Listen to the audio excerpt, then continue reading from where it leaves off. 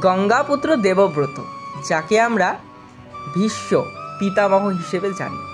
ভীষ্ম সারা জীবন বিবাহ করেননি, আজীবন ব্রহ্মচারী ছিলেন। কেন জানেন?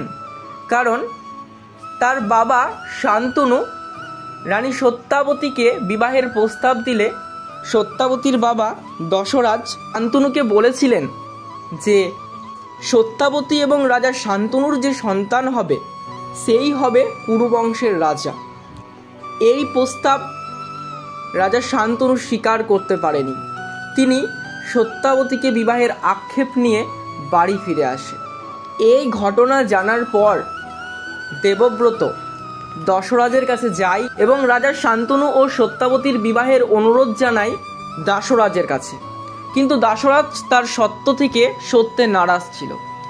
ভীষ্ম জানায় যে আমি কথা দিচ্ছি আমার সন্তান কোনো দিন হস্তিনাপুরের সিংহাসনে বসবে না।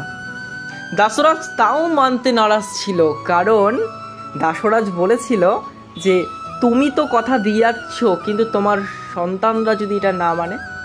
এমন তো সময় দেবব্রত ক্রোধে ফেটে পড়ল এবং তিনি আজীবন ব্রহ্মচারী থাকার শপথ করল, প্রতিজ্ঞা করল।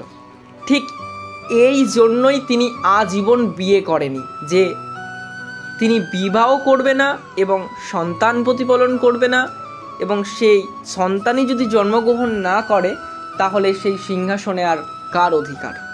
রাজা দাসরাজ এই সত্ত্বে মেনে নেয় এবং রানী সত্যাবতী ও রাজা শান্তনুর বিবাহ হয়।